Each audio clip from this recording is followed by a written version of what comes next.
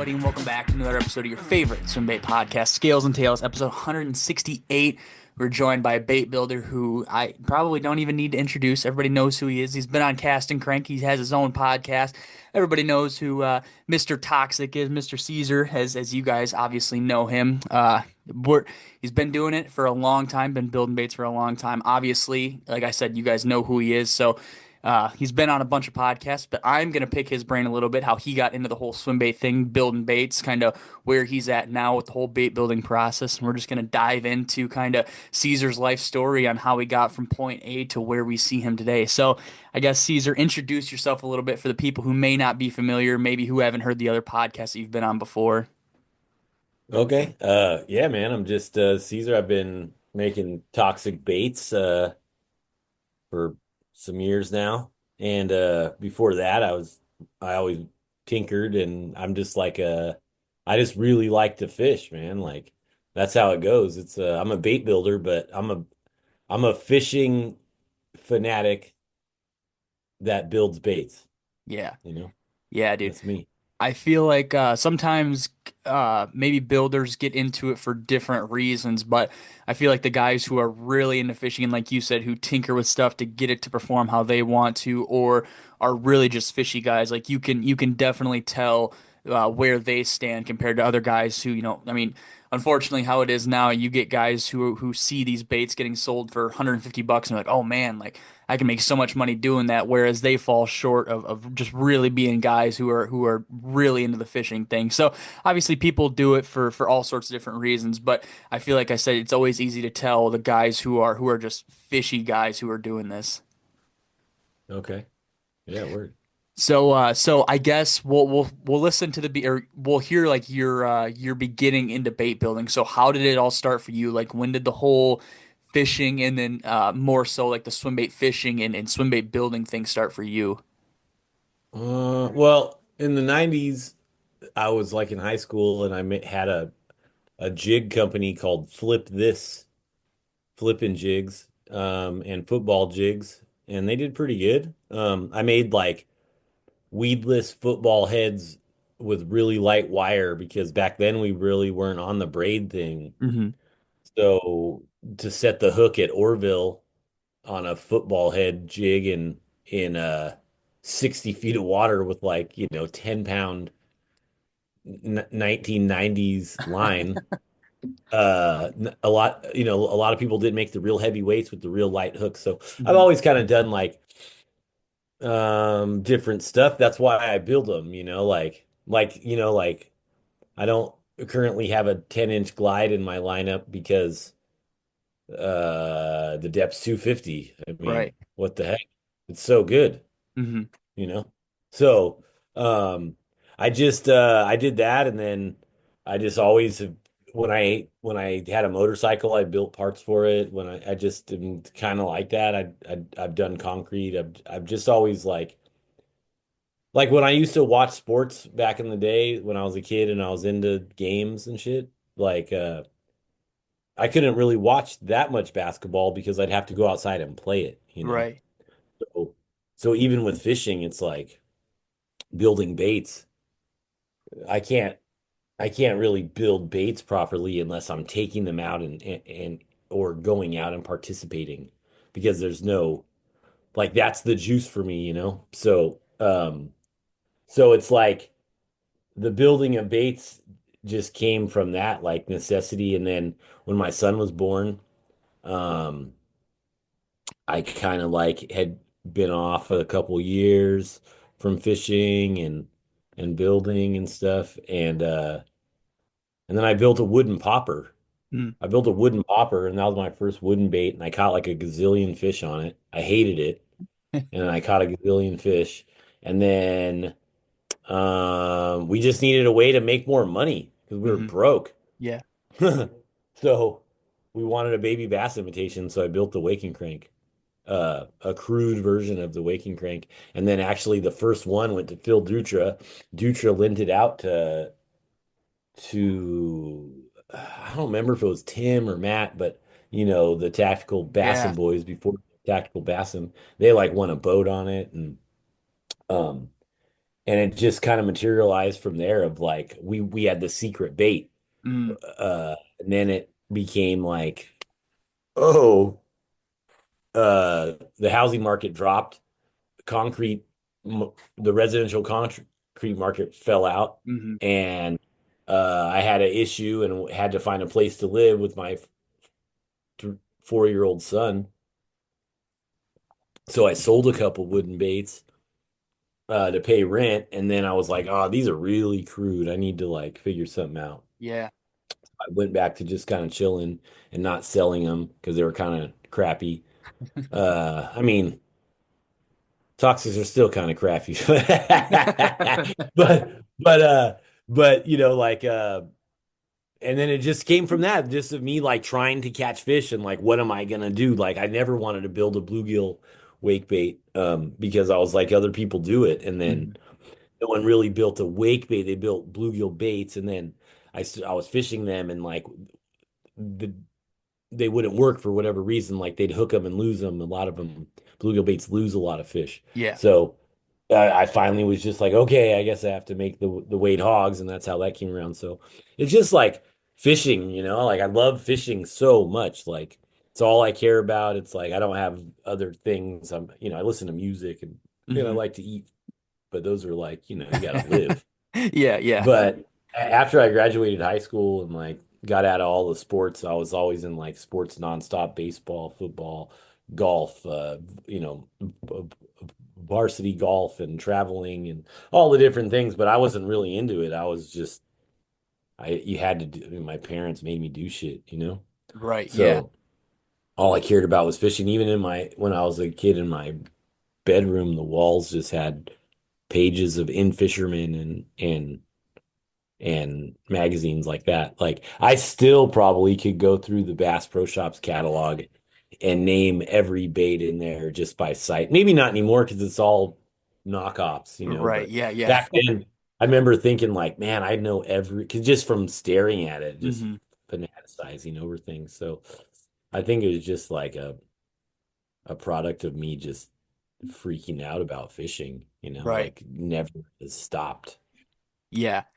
Question for you coming based off, well, two questions, but I'll ask the one that is more relevant to what we're saying. So, I mean, you were just talking about how you could go through like one of the old Bassmaster or Bass Pro Shops catalog and probably name everything and stuff, and how Yeah. you had posters and all the Bassmaster Classic like magazines and stuff.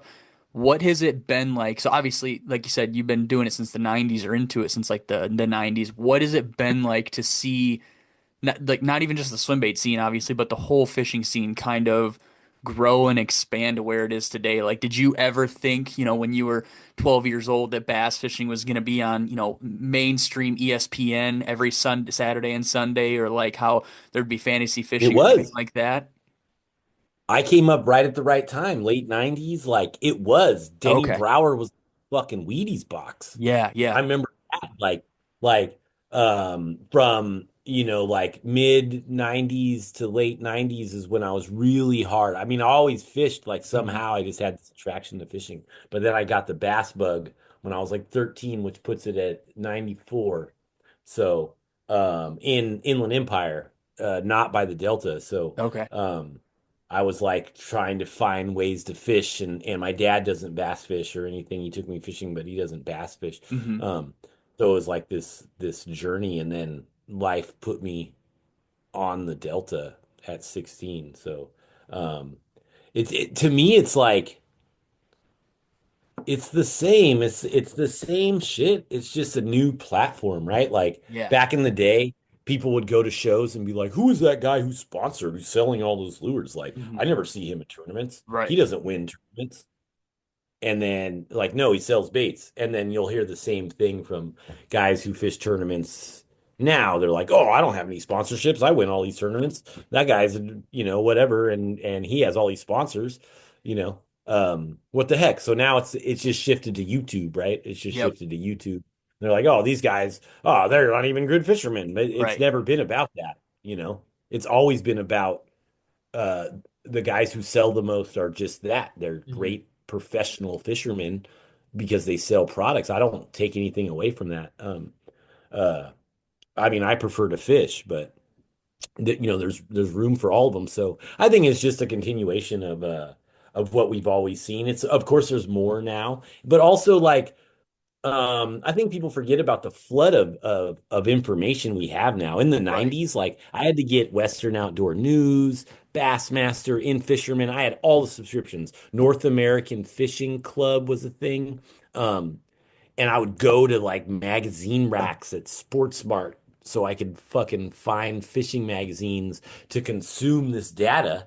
And then late 90s, NA North NCBF, Northern California Bass Fishing Forum was started. Now it's um westernbass.com.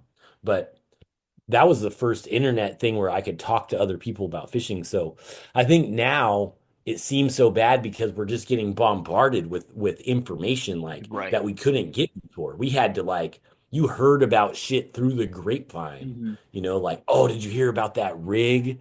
That way they were throwing the Cinco at Clear Lake, like, and Yeah. it got leaked to your boy, and then then you got to fight the guy out back behind the fucking bait shop because he heard you were stealing his shit, you know. And then Cal Fishing and stuff. Cal Fishing was a great resource, but that was like back then, and it was right away. As soon as you had I think it's just fishing on a grand platform. Right. That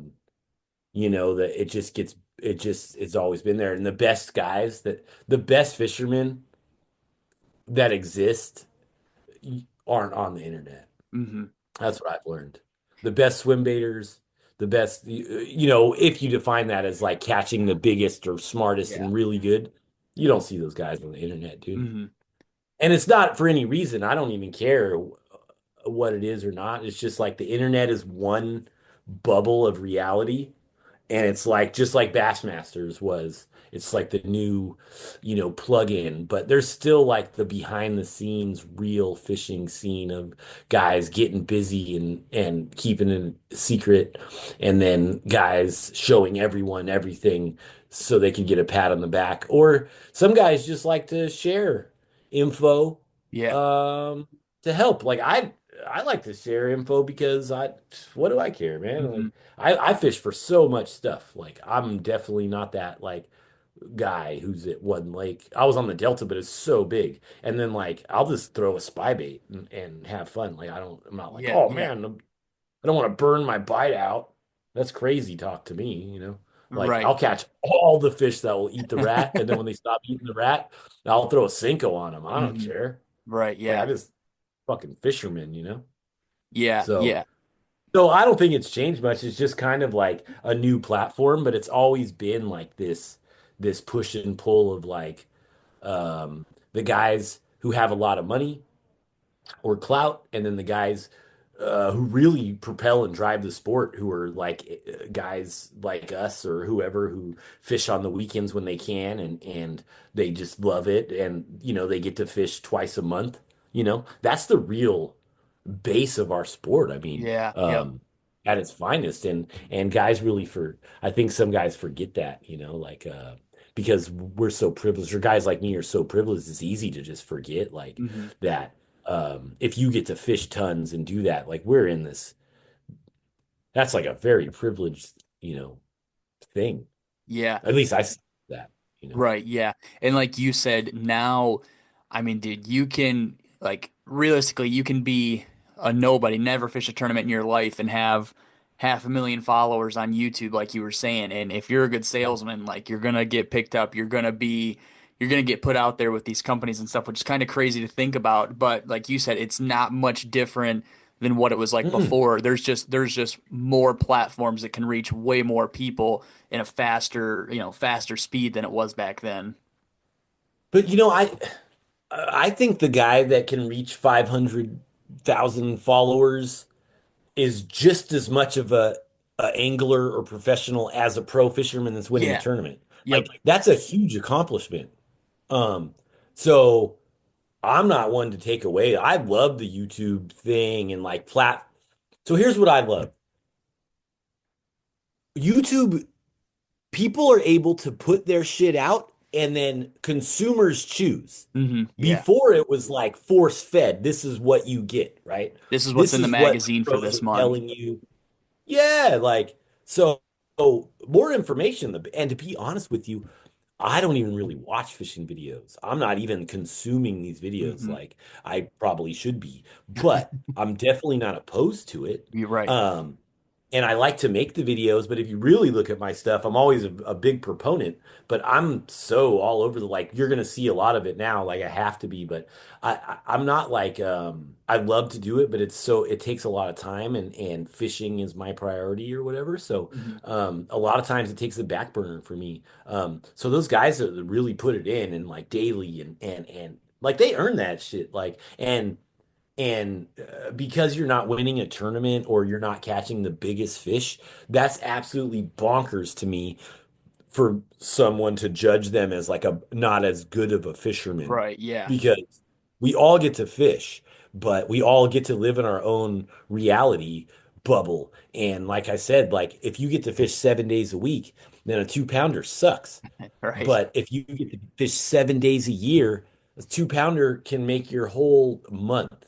So like I don't know, man. Like judging someone's angling talent is has always been kind of a thing for me. Like I try not to do it, because fishing really is like it's different for me. Like Yeah. Yeah.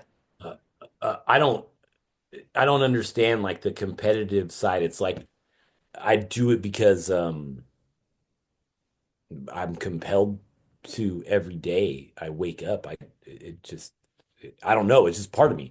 And it's like to me, I see it as like a food gathering activity. It's like this part of mankind or human history that's been with us. It's like what it's always been a part of every society. It's like it's ingrained into us. So even though a lot of people argue and it's not a food gathering activity, it's how you choose it to be. Just like you could ride a motorcycle and not be a racer, be like a professional motorcycle Yeah. racer or aspire to be. You could just ride a motorcycle down the road and people will be like, "Man, that's awesome. Great to hear that." But a lot of times with fishing, you could be like, "Oh, I just like to go fish, man. Like, I just enjoy it." People are like, Mhm. "Oh, that guy, like, yeah, like a lot of times they'll just like he's cool and stuff, but he's not a great fisherman, Yeah. or like he's not on the level of other fishermen that are pursuing trophies. Like, that's what I love to do, but because someone else does something else, I definitely don't look down on them, and that's why a lot of times you see me in the swim bait forums talking about conventional baits, Hmm. and it's just because it's like sometimes I kind of hope that they're like, oh, this guy makes swim baits for a living, and even he's saying like, hey, you could throw a bait that's not a swim bait, like I don't know. Yeah. Yeah. And the way I meant it was more so like there's different, almost like there's different career paths to get into the whole fishing scene now, which is like I said, kind of it's interesting to think about how you can be, quote unquote content creator or a guy who's out there fishing every single Bassmaster Open to make it for the Classic that year. Like it's kind of crazy how far it's come in that aspect where there's like multiple routes to get sponsored or do it for a living, I guess is probably a better way to put it. That there's like Yeah. there's really no there's no like road heavy traveled because there's so many different ways to get up there now. And it's crazy to watch because like when I was a kid, it was either, obviously tournament stuff like you were saying, or, the YouTube thing was just starting to start. Like the guys that everybody knows, like the Guggen Squad dudes, they all had like 40,000 followers. Like at the time, dude, that was a lot. I mean, Okay. that still is a lot for a fishing channel, but now you look and they've got a million or whatever, and it's like, holy shit. Like there's definitely different routes for people to take. It just depends on, like you said, can the guy get Yeah. out and fish and can he afford to travel to 14 different events over the course of the year, or is he the type of guy who can go out and fish twice a week and record a video for YouTube, and that's kind of how he cuts his teeth to be, quote unquote known in the scene. It's just kind of interesting to see how many different ways there are now. And I mean, you think about it, you're like, Yeah. oh, what I like see what you're what saying. ounces they're gonna be in the next couple of years? Like how else can you, Oh, make it? It's everywhere too. It's like, I follow music so hard, and it's like it's the same thing. Like I come from that hip hop, underground hip hop type thing, and like just street stuff, and like you always had to make your own way. So like in high school when I had a jig company, I was like there's no way I will do this for a living Right. because there's no margin selling to all these things. But as soon as like I started seeing music people selling stuff, and then musicians were like, fuck that, I can do this myself. Then that's when I seen, like, oh, we could sell this online. Oh, Instagram. As soon as Instagram started popping, I'm like, okay, you know, this is viable, because you can reach an audience Hmm. and sell directly to the customer and make enough margin to like make it worth it, right? So like then it became a viable thing. So I think like just the world it is surprising to see, but I think across multiple platforms you're seeing the same thing of like, and that's what I love is when you're able to do things yourself and not become part of some machine or fit into some mold that you're supposed to. Right. Yeah. Yeah, dude, it's kind of crazy to see like how I mean, like, especially in the swim bait scene, you see it take all these different forms from all these other, hobby subcultures, and it just kind of, it's never going to stop. And it's just, I don't know. I think it's Yeah. fun to see people like bring stuff from thrash or bring stuff from like the hip hop scene, like the '90s hip hop scene, the thrasher stuff for like the extreme sports side of things. Like, I don't know, dude. It's really cool to see it just get infused with all this stuff and kind of where it's at today. Another thing that that's Yeah. not what it was like, 20 years ago when it first started off. It was kind of, from everything I know, it was like a real cutthroat thing. I don't care if you're catching a 5 pounder, if it's not a 12 pounder, then I don't really want to talk about it type thing. And again, it's crazy to see where it's come now. Yeah, yeah, yeah. I mean, it it definitely is. I think it's cool, and it's cool because, seeing the hip hop and stuff, it's just like it's because we're the old guys now. My guys like me and Mike Gilbert and Yeah. shit like that, we're old. We're the fucking 45-year-old guys that are doing, and like, and we grew up on hip hop with those other things. So I really love seeing it. Like Lloyd is my guy from that started Bass Brigade, Hmm. and he's a super hip hop head. And I have another friend that has a bait company I've been working with, and it's like you're saying, I love seeing that and bringing that out. Like as soon as I always wanted to do it. Then you seen Bass Brigade just crushed it when they started, and then when I decided to start branding my thing, I was just like, I'm just gonna be me, just Yep. and then whoever relates to me relates to, and I fucking blown away by the people that I've seen and related to, like whether it's through hip hop. For me, it's usually through hip hop or through cannabis. So, Hmm. and both of those I'm a huge proponent for. So. Uh, I'm good with that. Right. Yeah. Yeah, dude, it's fun seeing like all these different, essentially like walks of life just kind of end up where we're at now. Yep. I mean, when I first started, and even now, like there will be guys I meet them at meetups, or they'll message me like, "Hey, dude, just like random off the wall question, how old are you?" You know, I'll just turn 23, and they're like, "Oh, I thought you were like 33," just because like the way the stuff you post and like the way you talk and in that sort of thing. And I'm like, okay, well, Yeah. I'm gonna take that as a compliment. Like I appreciate that. And you're like, oh no, dude, it's cool. Like you post music that like I used to listen to, and like your graphics are stuff that I'm used to seeing, or I know like the artwork or whatever else it may be. So again, it's just cool to see everybody mesh into this one thing, and everybody just kind of bring their own style to it. Yeah. I love it. That's why I'm always hollering about community. I know a lot Yeah. of people probably I'm pretty sure I get made fun of on the other forums, but I really believe in the community thing. Hmm. So I really like love all the parts of the fishing community, and I have uh, my best times are like the events that I attend or Yeah. or host, all the stuff. Like that's my favorite shit, is straight up. That's like my favorite thing is just being part of the fishing culture. Hmm. And to be honest with you, I really like doing events that I don't have to host. I Right. mean, I mean Toxic Day is dope, but I would love to go to a Toxic Day myself one day. Yeah. That's not gonna happen. But it seems like a fun event. I'm like running around, working, but um, I really am into that. Like all the things you're saying are the reasons I'm so into the Hmm. community because it was like because the media that was put out was so cookie cutter Yeah. before you could feel like an outlier like Hmm. oh I'm this hip hop kid you know and in fishing the stereotype is definitely not that. So if that's all you see like you're like oh man I'm like this but then really now that we have so much media and so much information readily available you see like oh man like all these cats are my guys like Yeah. Dimension is dropping albums and Yep. my boy John and I just connected with so many people that have similar interests or backgrounds you were like oh wow this is I was totally wrong Hmm. by looking at the mainstream media which is I mean duh Right. you Yeah. know Yeah.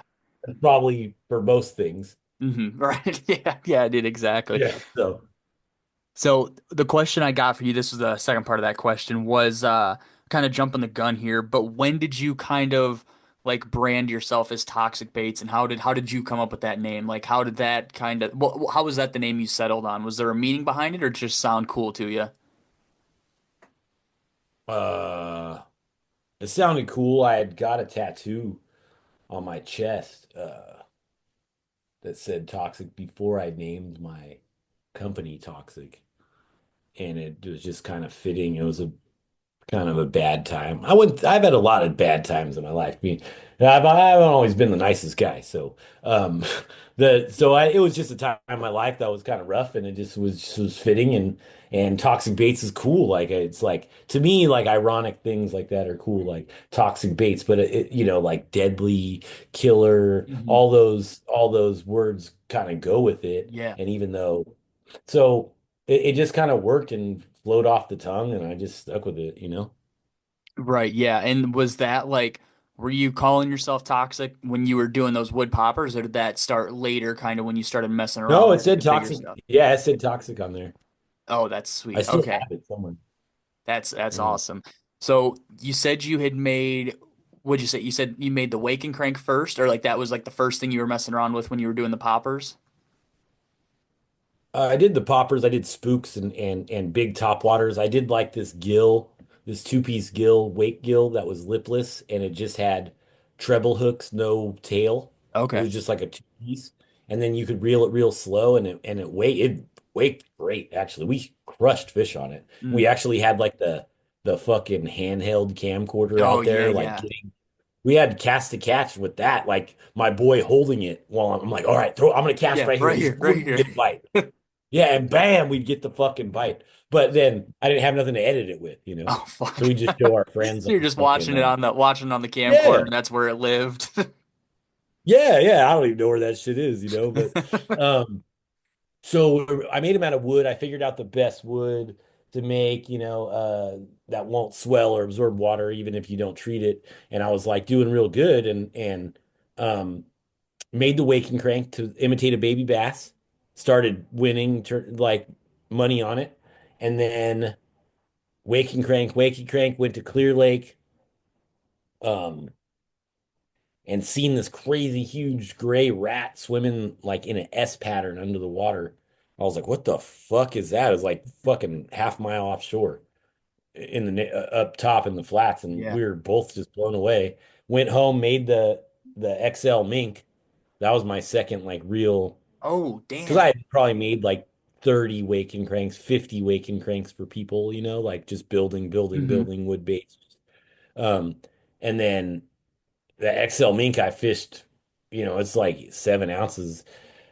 Oh, I was just chucking it. And then I had like 40 one day and then touching 50 the next day.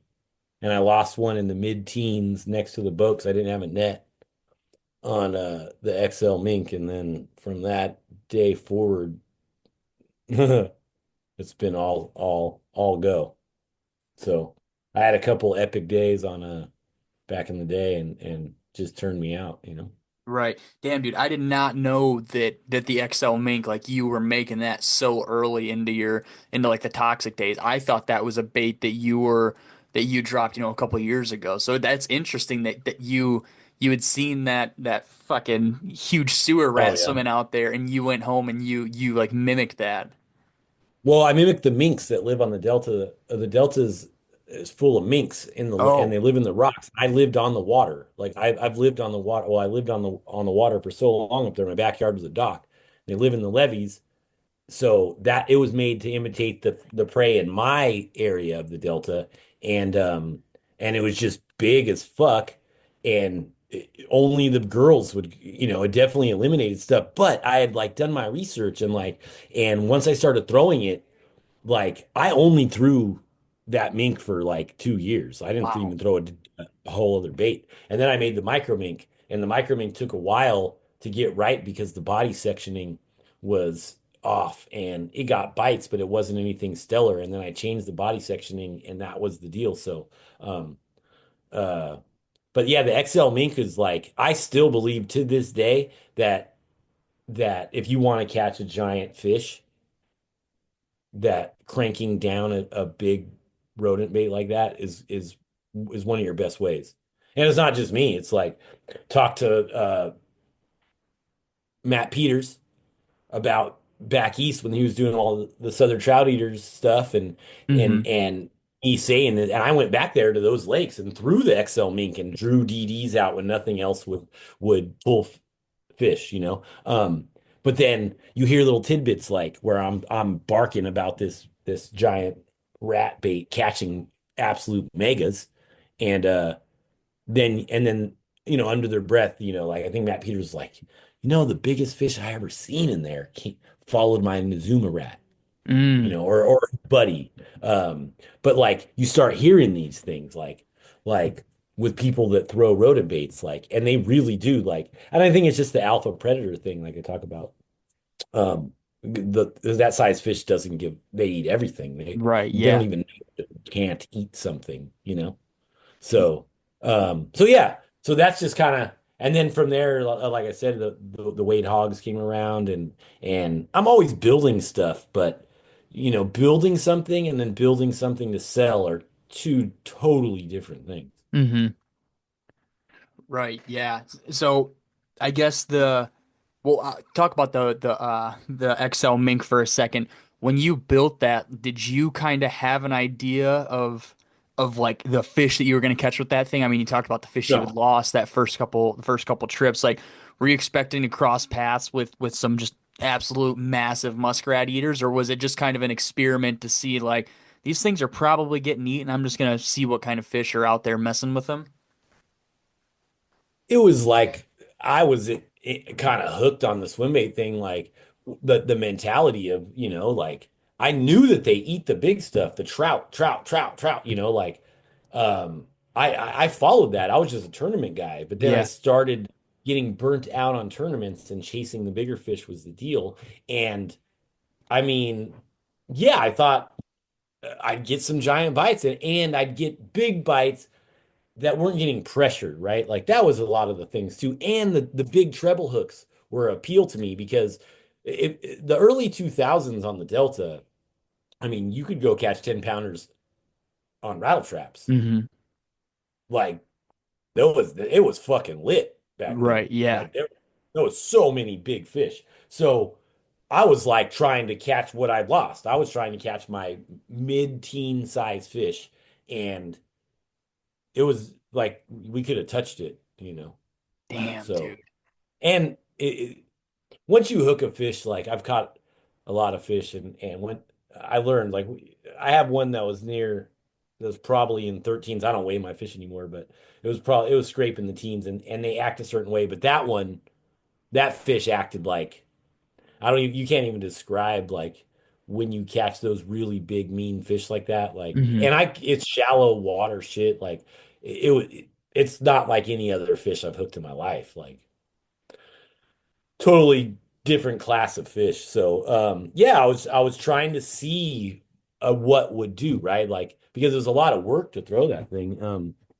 And I wanted to see like, and then I get nerded out like on making it work, right? Like I had reels, and then the reel would bind up a little bit Hmm. because certain things, or so you had to put the whole system together, and that's what I like about fishing is putting all the variables together and finding success. So making swim baits is almost like an extension of that because I have to put all the variables together to make this bait uh, to catch fish better than other baits that are available. So it's kind of like an extension because like reeling the fish in is like whatever, you know. Like if you take me on a guide trip and like cast over there and you'll catch 50 Yeah. fish. I'm like, okay, after like 10, I'm like, that was cool. Like, you know, Right. I'm not saying I won't keep doing it, but I'm not gonna pay to do that again, or I'll Hmm. just go do my own thing. I'm gonna be like, what else are they gonna eat in there? Yeah, Are they exactly. only, you know, is there some over there? Like, where can we go else? You know, like, so it's more of the puzzle. And that's why I'm so I you know, I keyed in like when I made the mink, right? I knew they don't swim like rats do, and they don't swim on the surface. Like rodents don't, most rodents, especially ones that live by the water, don't swim on the surface. Hmm. I mean, that's crazy. You get eaten if you swim on the surface. Right. Yeah. And they hunt underwater. Yep. That's where they eat their food. So it wasn't like so to me it was very simple to crank a rat down when most people still are just like, what are you talking about? You know. But I just researched the prey item like I would a trout or a shad. You know, like what does this item that I'm imitating do in Hmm. nature? Um, so I just made it as real as I could with the little triggering cues. You know, there's triggering cues that make fish bite. Hmm. It's not. It's not like something I made up. It's been known. Right. So Yeah. that's what I concentrate on. I'm not an artist by any means. So you know, so What when I was focused Right. I was just trying to get profile down, you know. Yeah, yeah. What's how big is the XL Mink? What's the size on that thing? I think it's like 7 inches on, yeah, it's 7 inch, 7.5 inch body, 7 inch tail. Okay. And I think it's like 5.5 ounces. The first one was wood, but the ones that I made out of resin are like close enough to it, you know. Yeah. Yeah, exactly. So, So, man, so dude, it's so it's how did it's you junk. right. How did you set down the XL Mink and like start on your next bait, or like did you notice something else in the water like bluegills high up in the water column getting eaten, or like what was the next thing that you had put together, like okay, I'm gonna start on the next bait, or was there just like a Oh, lack of something I you threw it saw? for I threw it for 2 years, and I Damn. learned it much as I could. And then I was like, okay, I need to learn something else. Like that was a thing. They used to say that, right? Like it was like in a magazine, it would say like, hey, do you want to learn how to fish a jig? Fish it all year, Hmm. right? Only fish a jig. Well, I used to do that when I was in high school and learning how to fish back in the 90s, early 2000s, Yeah. you know, like I would just, that's what I did. That's how I learned how to, because I'm like, I guess I'm like looking at long game, right? Hmm. Like I want to learn this to learn it and have it forever. Like, so when it came to that mink, it was like you don't get very many shots at fish. Sometimes with a bait that big, it's every 3 trips you get Yeah. a follow. So it was just like, let's put it in. Fuck. And then let's throw it in the winter. I gotta know if Hmm. when does this bite stop? So I just kept throwing, and then I made the micro mink. Um, and because I was like, okay, I'm gonna fish this micro mink in pockets because I can't. This big one is so big, you know. And Damn, then, dude. and then I started on that one, and all I threw was those two, really. Damn. And like you're And then the able to muskrat. Oh, Yeah. okay, yeah. You're able to like throw that stuff year round out there too, right? Or like have pretty good success year round with the wake and crank stuff. Mm, in the winter on the Delta, it gets into the 40s. Oh, So damn. when it's down there, I can get a bit on the mink when I make it suspend, Hmm. but it's not like the predominant Right, pattern, you yeah. know. The Delta kind of shuts down. Usually I fish up until November, and then I would take maybe into Christmas, but around then I'd go out with a square bill because you could just fuck them up on the square bill. And then January, February, I'd take off. Um, you know, it's cold as fuck. And like when I was young, I would just I fished like 580 some days. I don't, it's somewhere in the log, but like 500 days in a row. But um, I've done it, and it's cold and I don't like the cold and it's slow. And um, I still hop out, I still fish like twice, three times, like once a week if I can, or once every 2 weeks, a couple times. But I just like kind of just chill and hang out and then get ready for spring. But now I'm in Long Beach, so it's winter here and I don't have my boat. I'm actually going north to close my shop Friday or Saturday. Uh, but I don't have to take the winter off here, so I'm going to get my boat when I go north. So I'll be able to fish all year now Heck yeah, because dude. I How don't far how far north is the Delta from where you're at now? Or like where you were at on the Delta? 6 6 hours. Holy shit. Damn, dude. Yeah, so I'm like in Long Beach. I'm right on the ocean down here. Yeah, So okay. So um yeah. so dude, I will be honest, like watching your stuff about the Delta and like dude, it's fucking confusing when you guys talk about it, 'cause like it's like tidal and then there's like brackish water, like it's like it's Yeah.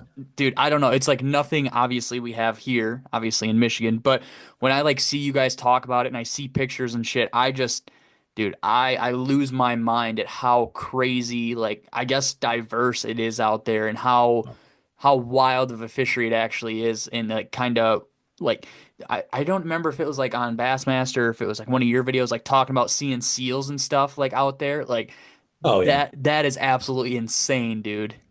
Oh yeah. Man, I'll tell you what, I moved because it's like a new chapter in my life. I wanted to start over. Hmm. There's a bunch of reasons behind it, but I growing up on the Delta, like basically when I was 16, I got my boat. When I was 17, I got a 16-foot tri-hole when I was 17.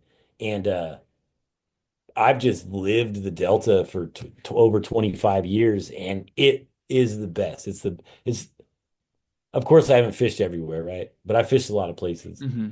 And the Delta is the coolest motherfucking place to fish on the planet for bass. Like it really is. There's so many different parts of it. You can go up north where it's like being in the bayou, and then you Wow. go far east, south, the big water. I like the big water stuff, like to where it splits, and like a lot of guys make fun of me. They'd see me out in the middle of Frank's track and it's like white cap and they're like, what are you tuna fishing? But I'm out there in the weed flats throwing my big wade frogs subsurface smoking fish. Hmm. Uh I just it's so cool. Like you do stuff that's not you don't get to do anywhere. And like when I started in the 90s, I was so in love with it. It's the old Delta is like Shangri-La for a fisherman. Like Mm. I would go out on like a Thursday. I remember being out on a Wednesday or Thursday and thinking, fuck, dude, like in the 90s, I'd be like, if my boat motor doesn't start because the sun's going down, if I broke down, I might not see somebody till Saturday. No shit. Because if you're in the cuddy spot or something, you Right, know what I yeah, mean? yeah. Like and it's just like this never-ending maze of shit, and then you can go back all the way to the ocean and catch stripers, and like sometimes back in the day we'd catch starry flounder uh in big break, like when the salt would push up far, Hmm. you'd get a bite in your jig and catch a flounder, Wow. fucking wild. And I know that's common in other brackish areas, right? But in California, people don't really think about California as having such a cool fishery. Yeah. Like I just roll out with punch sticks and frogs and what's crazy about tidal fisheries uh is tournament weights don't show what's really happening, right? Because you have to schedule tournaments on weekends, and that doesn't mean that's when the tides are smacking Hmm. or the fronts are coming in and the moon phases and shit. Like there's sometimes where 6:30 to 9 at night in the summer, it's fucking incredible. Like every fucking cast on top water, like big fish, swim bait fish, just like the dumbest shit you ever seen. Like on a Wednesday night in the summer on the Delta is probably one of the coolest places you could be and fish, I think. I got to be honest with you. Like it could be absolutely surreal out there. And you don't, and Delta guys, real Delta guys, or I shouldn't say, I don't want anybody to get offended, but like especially old school Delta guys, like Yeah. even me, I'm like a blabbermouth for the Delta, but we don't. You'll never hear about that. The coolest stuff ever. Yeah. I had 46 pounds on GoPro on my Wade hogs that I literally erased because I knew I would show someone, Damn, dude. you know? Wow. But I'm not even really mad about it now, because it's so cool that it happened, and it's kind of cool that it's just I was by myself, so Hmm. people can think I'm a fucking liar. I don't give a fuck. Right. I don't even care. But I got a picture of that giant. It's like almost 28-inch fish, just slug, and it's next to a seven, and the seven looks like a four. So I know how big. I'm good with it. It was like one of those mornings you just everything works out. So I'm like the Delta's turning into there's so many people, and if some place could be gentrified, it's it it's happening on the water. Right. So leaving wasn't really that heartbreaking, to be honest with you. Right. Yeah, dude. I mean, it's kind of sad to hear you kind of reminisce about like how crazy it was and maybe how different it is now. And that kind of brings up, you'd mentioned earlier, you made it sound like you had had a log of, conditions and everything when you'd go out. And since it is such a diverse, just absolutely insane fishery with all these things that can line up or make it a really good day or one thing be off and it just be a really shitty day or a day that you've been better off staying home. Could you find a lot of similarities in like stuff lining up from the year before or the month prior where you're like, okay, like this is looking like the fishing is gonna be really good because a couple months Oh. ago I caught a couple sevens on a day like today? Or was it like no day was exactly alike and so it was always kind of a crapshoot?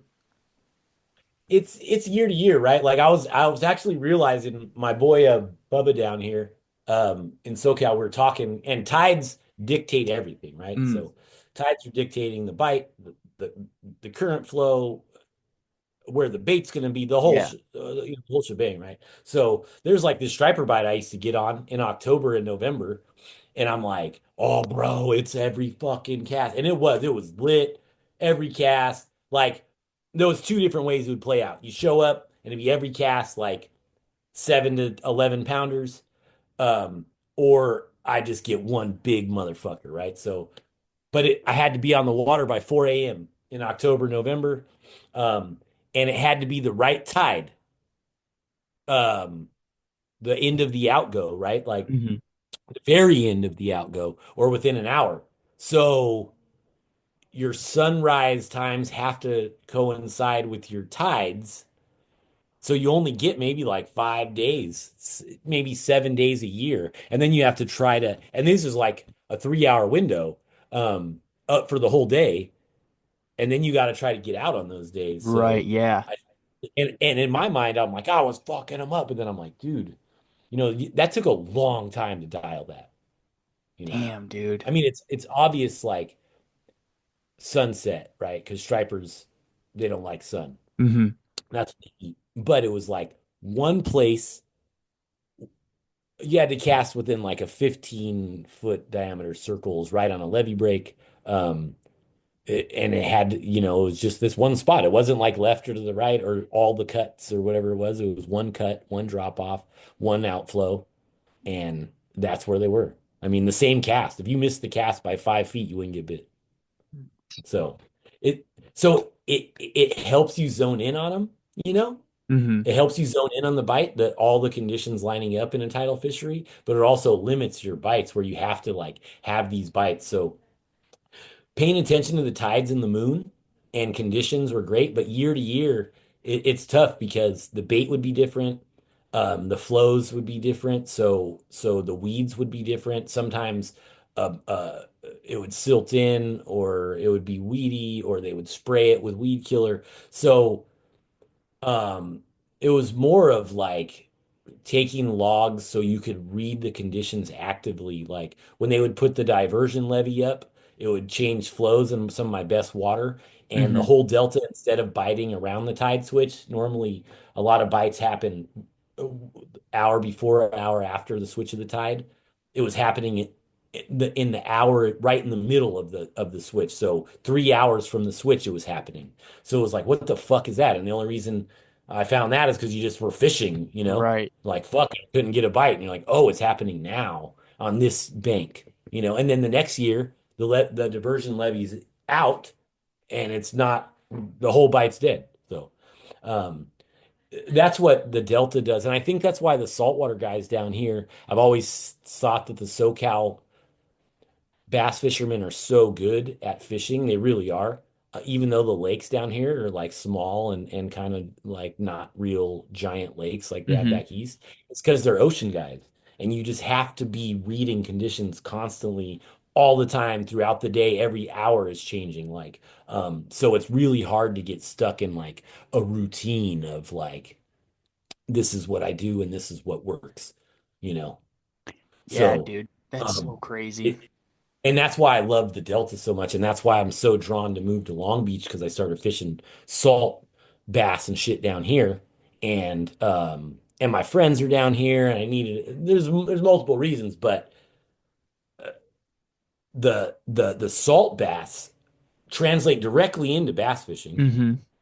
A lot of my bass fishing friends like Matt Newman and just like legendary guys are down here that I can interact with more now and stuff. But it has all the pieces, right? It has tide, it has swell. There's different species of bass. Some use offshore structure, some use this, some use that. So it's this whole new puzzle with a million variables for my brain to nerd out on. Because, I mean, I used to fish lakes a lot, and you could kind of the lakes out here, is, like you said, year to year, you could be like, oh, we're at the same lake level. It's November. Hmm. Let's go to this point over here. And you're just like, bonk, bonk, bonk, bonk. Oh, they're still here. That's like, I'm like, fuck, man, that's boring as shit. Yeah. So, so that's, yeah. So I think that kind of drives why I love the Delta so much. But just staying fluid. I think that's why Delta guys go places and they're so good. Like Mark Daniels, perfect example. Mark Right. Daniels, Ish Monroe, Fred Rabanis. Me and Fred used to work together. We're the same age at a bait shop, and those guys were able to take their skills from the Delta, I think, and like translate it into being able to be very dynamic and diverse Yeah, anglers. dude. Yeah, you would come to a place like Lake St. Clair, and dude, no matter where you stop, if you drag a 3.8-inch Kitech or a tiny tube or a jerkbait, no matter any square inch of that lake, you're gonna catch smallmouth. And that's, I mean, dude, it's super fun. It's a blast. You're catching big fish, but you go home and then you go and fish this other lake, and you're like, dude, like, I almost have more fun picking apart the lake and like kind Yeah, of working for it rather than just going out there and popping 150 fish in a matter of 4 hours. Don't get me wrong, like you said, that's yeah, fun. Like I'm gonna keep casting, but it's almost like, dude, it's there's something to it when you have to work for it a little bit. And that goes like the same with anything. Like I imagine if you work on a bait for a while and you just get it tuned perfectly and you start hammering fish, and it took you 6 months, a year to tune in, like you're like, holy, dude, I'm so glad I stuck with this. It's so much better off now. Kind of feel like it's like when you have to work for something, whether it's like a yeah, a bite or like I was saying a bait or a project, a passion project, whatever it may be, it just feels like it's so much more worth it because like you stuck with it and it's yeah. exactly where you want it to be. It's I don't know, dude. There's I something agree with about you. just working for something. Yeah, I agree with that statement for sure. That's how I feel about this freaking ABS stuff. Yeah, I was gonna ask you about that. Yeah. So I mean, ask away. yeah, okay. Fuck. So we'll kind of talk about that a little bit. So obviously, for anybody who doesn't know, Caesar does have the two ABS baits now, and it was a bumpy start to begin with. But even before that, kind of what was your why? Why did you decide like, hey, I want to make an affordable ABS version of my bait? Like, did you see something that maybe you could tap into the part of the market and like get a bunch of baits into people's hands who might not be, ready to bite on the $120 baits, or kind of what was your why for the whole thing? So people say that have told me that I'm great, like at doing business, right? But it's only been that way because my motivation is like purely, um, I don't know. It's never been monetarily, which is Hmm. bad. Like I'm actually I'm actually went to zero. I'm at zero right now. I like changed everything. Like I said, I'm closing my shop in Northern California. Um, I'm going back to just me basically working. Like I'm starting over because um, there was this. I didn't like the business model I was chasing. So I've always just done things because that's the way I felt like I needed to do it, Yeah. or I wanted to do it my way. And then, maybe I listen to too many motivational speakers, but you just do it and let the money come, right? Hmm. So now people get mad at even my friends are like, nah, you shouldn't shoot yourself down or whatever, right? And this is people like to take things personally, and it's a lot of times why I don't say a lot of things, or I try to keep things PC. And Right. this isn't any just because I feel a certain way about myself doesn't mean that I feel that way about other people because there's all these different places to be in the earth and to exist. But to me, Toxic wasn't a real company until I have done this. Like Mm. there was never a desire for me to just be make baits my whole life. Hmm. Like, not that I don't like making baits, but to me, having a factory making baits is like I'm a real boy now, Right. Yeah.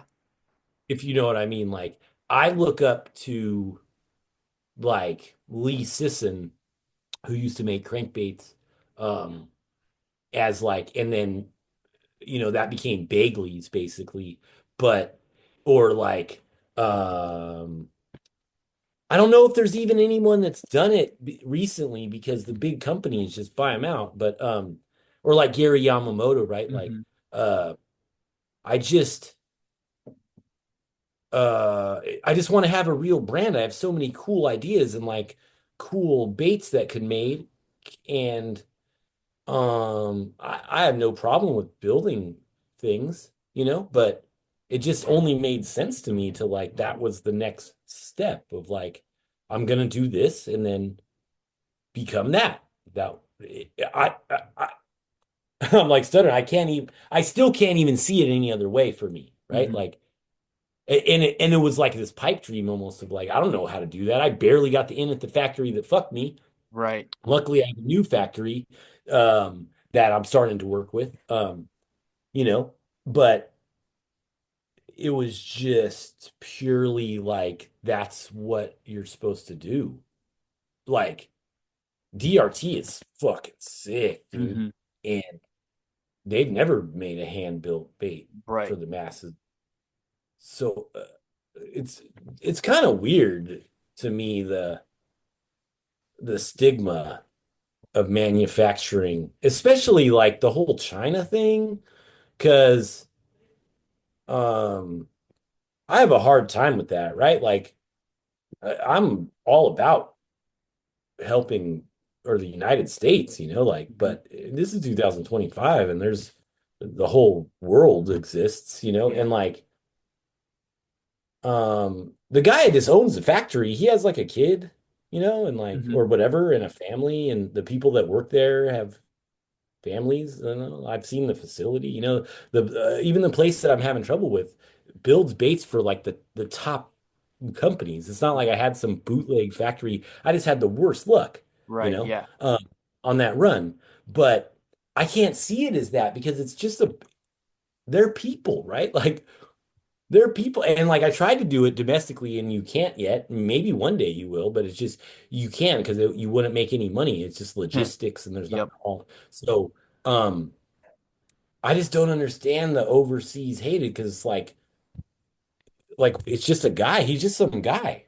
I know his name, and we talk to people, we email each other just the same way I would a guy named Todd that lived down the street from me. Like, so it's a weird stipulation. And like, I've got crappy stuff from quote unquote Todd down the street, Hmm. like, so I'm not, it's always been kind of a weird thing to me that when people say that because they came from a country that it's bad. Right.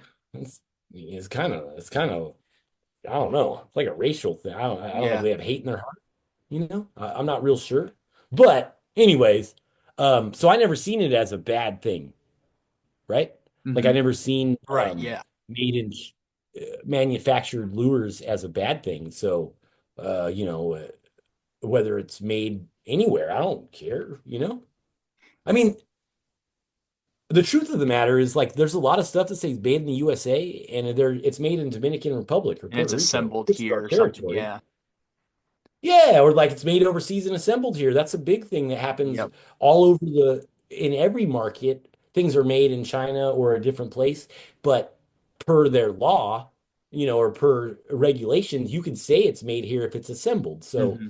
there's so many back doors and stuff. It's like I learned that and I was really because I used to be like, oh yeah, made in America, like we could do this, and then you learn all you have to do is a little bit of research and you're like, oh Right. wow, there's not even an option to do this. Yeah. Um, so so I don't know. It just seemed like it I've never seen them as second-rate baits, I guess.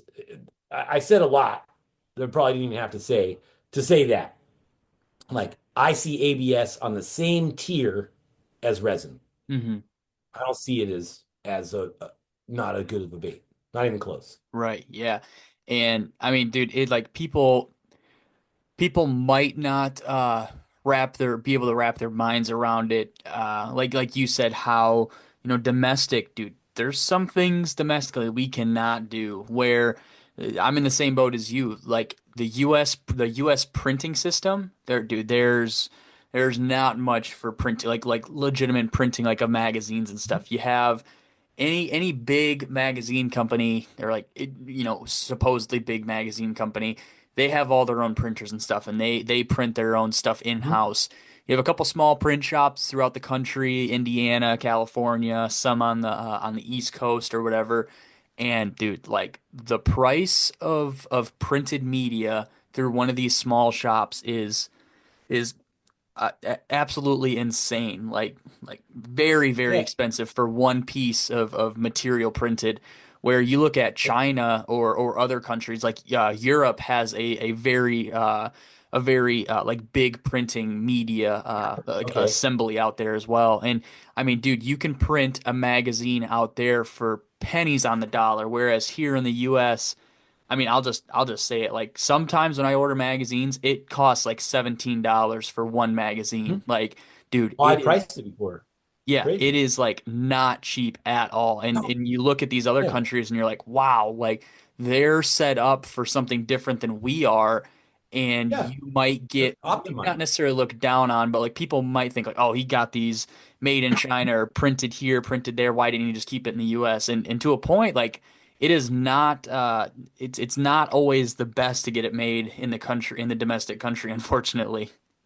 And it's like we are American. So me or you, right? Like Yeah. we're Americans and we support the American economy every day. Like I go to Hmm. small businesses, like I shop as small business as I can. I don't even shop at Tackle Warehouse. You know what I'm Right. saying? Yeah. Like, and the money that we're making profit is still being interjected Kicked back in. Yeah.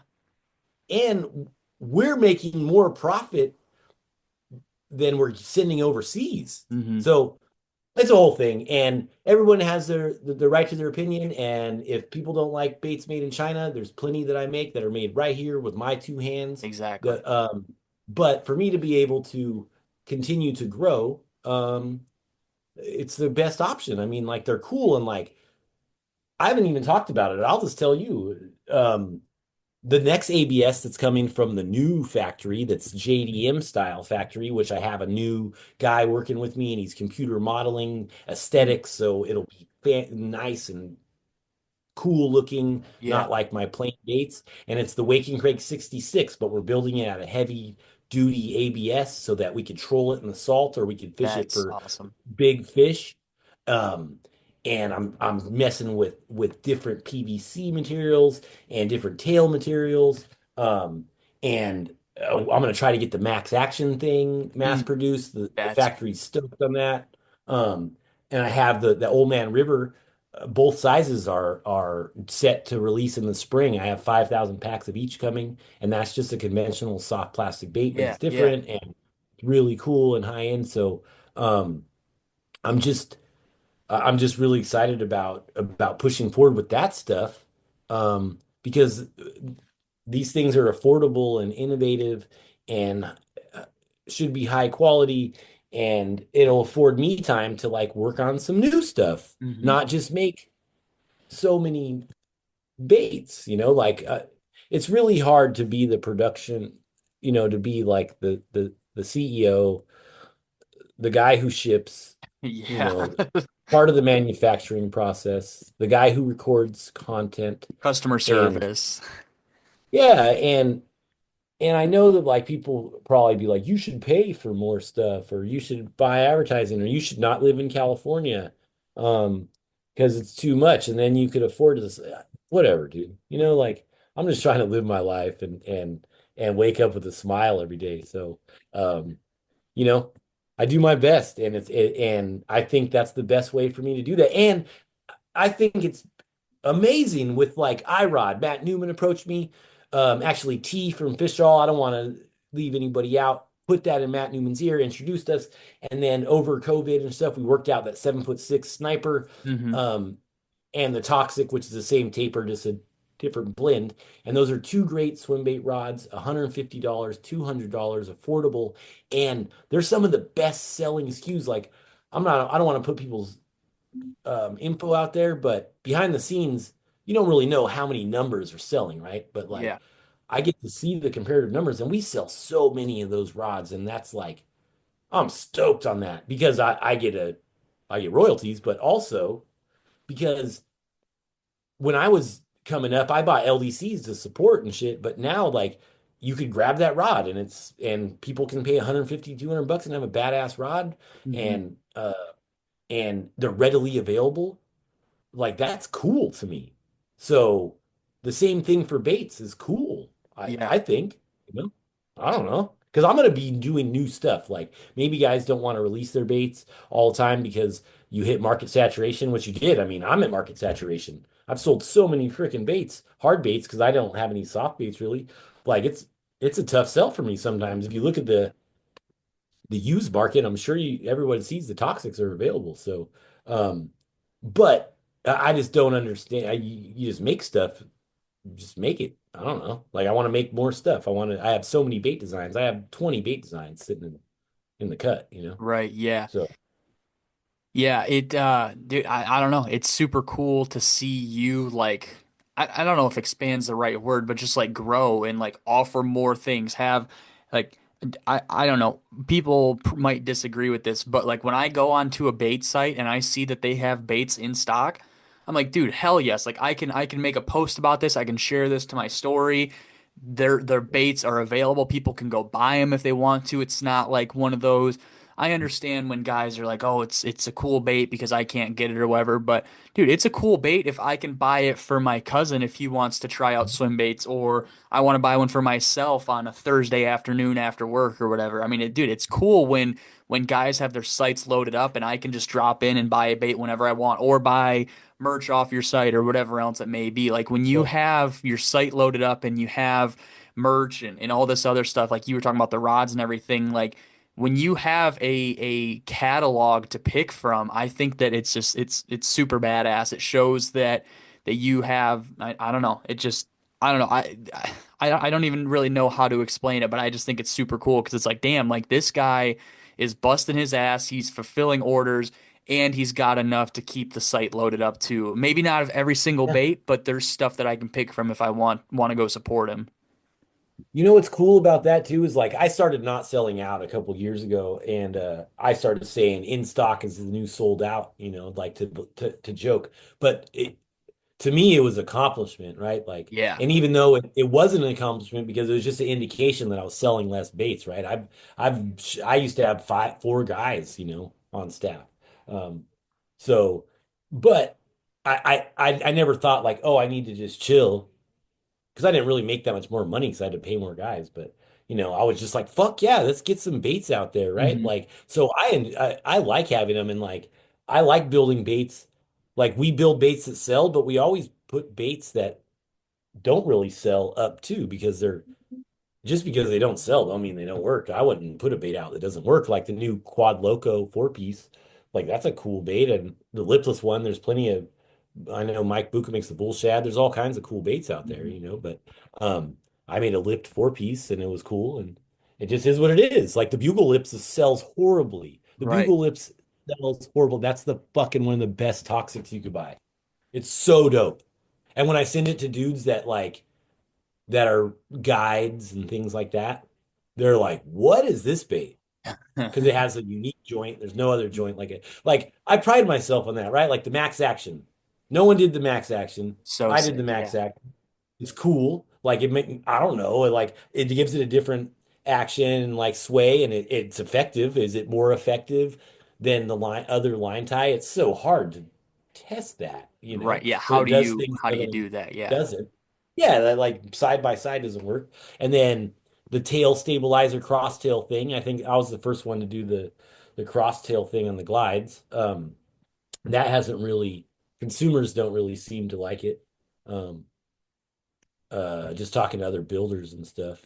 Um, but that was cool to like bring to market. It was cool when I did it and I got text from some OG builders that have been doing it forever, and they sent me pictures of their version that they had tried or whatever. And I'm like, Hmm. you almost had it. So um like I like doing stuff like that, like the popper head bluegill that I made, the slob stopper popperhead, or the Yeah. slob stopper actually. The first bait I dropped when I went full time with toxic baits was the slob stopper. And even Matt from Matt Lures was like, "Oh, cool, that's a cool concept. Like, good for you for dropping something a little different, Hmm. not the same shit." Right. So that was cool. Like, I like doing stuff like that, like the fins, like the fin skirt. Some people think it's a gimmick, but it looks so natural in the water, Hmm. you know. So I enjoy doing stuff like that, and when you do stuff like that, I think you definitely see stuff sit in stock because people it's just unfamiliar, which is understandable. Like if you aren't not into swim baits, how do you know what to throw if Matt Allen didn't tell you or whoever you choose to consume? Yeah. Most people consume content to before they start. So I get it. Like I understand, but all I can do as a builder is just like I always say, like I just like to build cool shit. That's all I so that's what I keep doing. Um, and manufacturing is the new way to do it. So uh yeah, I love being in stock and it's not that different now. I think it's slow. Maybe it's not slow. I know some companies are straight killing it. Throwback's killing it. A lot of people are killing it. It's been slow for me for this last little part of the year. I think that's general consensus of the economy Yeah. though. Yeah. So, and we got to sell a lot. Like I've had to sell a lot for a long time just to pay the bills, just to Hmm. pay for salary and that shop we have and Right. all the different stuff. So, um, but I try to do all the cools like the stupid knife. It's not stupid, it's actually awesome, but Oh, dude, that's the badass. Yeah. the saber, Yeah. it's just repurposed, but I was able to I sell it for the same price as anyone else does, and it has a little logo, and I feel like it adds value to my customers. 100%. I'm just trying to do that. Dude, That's what I I'm always was, trying to do. yeah, I saw you post that and I was like, dude, like, that's badass. You're telling me I don't have to spill half a bottle of Mend It while I'm in the middle of the lake Yeah. on my paddleboard. I can just heat this thing up, Yep. zip my bait back together, throw it back in the bag. Like, dude, That's badass. It's kind of crazy how, I mean, dude, we were talking about it earlier, how the cannabis, that's Yeah. obviously from the cannabis scene, and how you've kind Yeah. of like, holy shit, like this would be Yeah. badass for this, and then you brought it over, and now, I mean, I just looked on the site, and you've sold out of them a couple times, I think, right? Twice maybe. I've sold hundreds, bro. Yeah, so exactly. So that's something that Yeah. obviously is getting repurposed, but again, like we all find it like, oh shit, dude, this is badass. Like, why did I not think of this? Like, I'm definitely picking one of those up, and it's like it's kind of a creature comfort thing, but I mean, dude, you spend 40, $50 on one of those and you save all your soft Yeah. baits for a whole year. Like it pays for itself, and you're buying something that's just like I said, badass, and Yeah. something that nobody else is doing in the swim bait scene. Like that was never an option before. And you know what's funny is like the reason I really what's great, it worked out great is like sealing up those fucking citizens. Yeah. I hate Mendit. I hate it. I hate using Mendit, and I'd always fuck them up, or it wouldn't stick, and you have to Hmm. wait overnight, you know. Yep. And then I seen it, and I that wasn't the first thing I did, but then I seen the depth of the knife and stuff, and I was like, man, this is so good for that. And it is. It's like money for the citizens and the working class zero stuff. So, yeah, man, it's cool. Like, I get juiced on shit like that. I know I should be not playing with objects and like builded base. But like, I like it's that's cool. Like this press that I just got so that I could prototype garments before I print. Like that's Oh, gonna be yeah, yeah. huge. It's going to be huge. And like hats, I can press my hats. And, I've been experimenting with it, like quality and making sure it's there. And I've been doing a lot of stuff like that. Like I enjoy that side of this business too. Hmm. That's why maybe I'm not in there carving. I never like, man, I know that's a thing, right? Like that most bait builders do. I got to be honest, like I'm a huge fan of those guys that Right. carve amazing baits. Mickey Ellis and Andrew Hinkle. I don't know all the guys. There's guys that carve beautiful baits. Fucking Matt carves his shit. It looks like he molded a real fish. Right. Like Yeah. these guys are awesome, and that's part of their thing. But I read Bill Murphy's book very young, right? I've been reading Bassmaster tournament guy shit very young. And the best lures have never been the ones that look the most realistic. Hmm. Now, is it going to hurt? Not really, but they have to have things built into them. So I decided from day one, like I could, one of my best big bass lures before was a square bill in the spring, just a little sh shaking thing, buzz bait, Yeah. frickin' chatterbait, frickin' Cinco. Like these lures are trophy bass lures, whether guys want to believe it or admit it, just like a football jig is a trophy bass lure. So I never was like bound by like something that made me want to go in and like learn how to be artistic when I'm not artistic, so to speak. Like, like um I did construction a long time. I don't build cabinets. I do fucking concrete, bro. Yeah. Oh, is it a half inch out? What? Well, Hit it with wham the it in sledge. there. Yeah. Shit. You know what I mean? Like, let's fucking go. I got shit to do. Yep. So I don't see carving as a key part of being a lure builder. So I never did it. And hopefully that all comes to fruition now because the computer modeler I'm working with and stuff, those guys are going to put it on my ABS baits. The new stuff is all going to be remodeled and Mm. and be cool and scaled and the facial features will be there, cosmetically appealing. But I mean, when I started building baits like Scott Whitmer from Triple Trout, there was an article that I read, or maybe I don't remember what it was, but when Scott Whitmer was building the Triple Trout, gave it to his guys to test, and they just smoked him. And he had the little red V for a gill plate, no, just a Yep. big Yeah. eyeball. And they gave him back, and they're like, "This is dope." And he's like, cool, I'm gonna make it pretty. They're like, don't you fucking touch this thing, bro. Don't change this shit. What's wrong Hmm. with you? Right. And it's like, there it is now. Is that the way bait should be built? No, the Andrew Hinkle trick trout is the fucking coolest shit. That's my favorite swim bait and made. When he showed me that shit so long ago, what, 8 years? I don't know how many years ago. And you could twist it and fuck it. I was like, and it's so simple, like the design. I'm just like, I love that shit. I've known Andrew for since I started building. Like, he's the first guy that took me into his shop. I was already building, but you know, I know them through the Purcells. So I've known it, Hinkle a long time. Hmm. And that's a badass lure. It does cool stuff.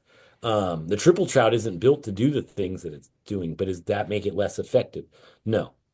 If you're reeling a lure at Mach 1, Mach 2, it doesn't matter if it has the scales on it. Yeah, it doesn't matter Just if it fat. has one drop of paint right here or not. No, no. So different lures to do different things, right? Even the trick trout, I think, is more of a reaction bait. So anyways, yeah, I never really focused on that part of the bait building, but I never saw it as like a key thing. I'm like a big fan of those guys. Like, whether they like me or not, I don't know. I live in a bubble, and on purpose. Like every once in a while, I'll talk to Mike Gilbert. We call each other, but he doesn't know what I'm doing, and I don't know Right. what he's doing. It's not because we don't care. It's we got our own thing going, Hmm. you know? We're just like building shit. I mean, maybe they know. I don't. I'm fucking out of it, dude. I wake up and work, and then I enjoy my life also. You know what I'm saying? Like, I enjoy hanging out with my girlfriend. I enjoy paddleboarding now. Like, paddleboard fishing is cool as fuck, dude. I thought it was whack when I seen that shit. But I got the boat, but I got one with a seat on it. I don't know. Okay. I can't on the board. I like to. It's not a seat. It's a ice chest Oh, that you yeah, yeah. strap down.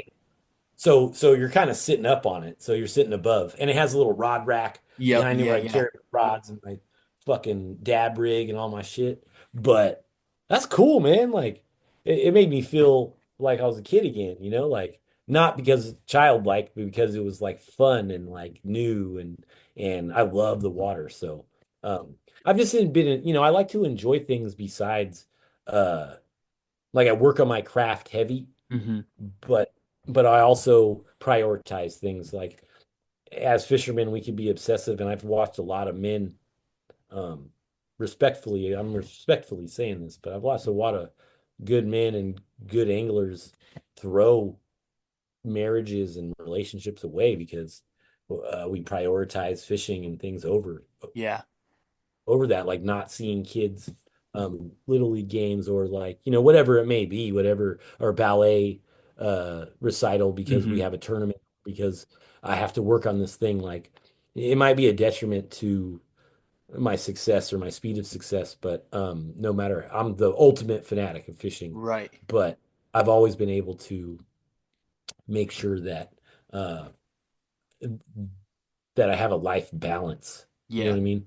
Yeah. So you can't do everything all the time, and that was one of the things I didn't deem as necessary. So uh, you know, so I just that's what shaped everything. I mean, that's like just part of me. That's just part of the person I am, you Hmm. know? Yeah. Speaking of the life balance thing, because it sounds like you and I are pretty similar as far as like, we essentially do everything for said company or, for business, however you want to say Mhm. it. Like pretty much do everything and you're always sounds like you're always just trying to do something different or try to bring in this for this project or whatever else it may be. So, dude, my big thing is like when I moved back home, like I was back to familiar waters with good fish. I had spots that I wanted to explore, and like for a while, later June, August, and like even in September, dude, I wanted to fish so bad because the fishing was super good. I was catching really, really good fish at this spot. And I was just like, dude, like screw, not necessarily even screw the podcast, or like screw scales and tails, but it was just like I was so focused on trying to go out and catch fish. And every time I'd go out, it would just be in the back of my head, like, dude, like I fucked up. Like I should have been home working on the magazine or recording or something like that. And then it almost felt like it wasn't fun to be out there because I was second guessing on like why I was doing this. Do you ever have days like that where you're maybe out on the water, you're going to do something, whatever it may be, and you're just like, fuck, dude, like I should be in the shop, whether it's pressing new hats to see if they're good for this next run Yeah, or whatever else it may be, and kind of every day. how do you battle that, I guess? It's just, I think it's just the head of an entrepreneur, a true entrepreneur, because you'll never catch up. Yeah. I just been able to deal with it, like, but say I would fish in the afternoons a lot Hmm. because I could work, get stuff done, and then go fish, even if it wasn't optimum. Because if I fish in the morning, I'm usually ain't gonna work, Yeah. even if I get home early. Like Right. Yeah. if I get home at like 9, cool, couple hours. But um, I've never been able to figure out, like every night I wish I would have did more, you know. Hmm. But you just have to be okay with it. And like what I really do is like I just schedule my shit, right? Like on the Delta, or like when I get my boat, I'm going to get my boat. When I have my boat here, I can fish whenever I want. The paddleboard too. I'm getting used to like getting back out there and launching at new places on because Hmm. it's the ocean, you know. Right.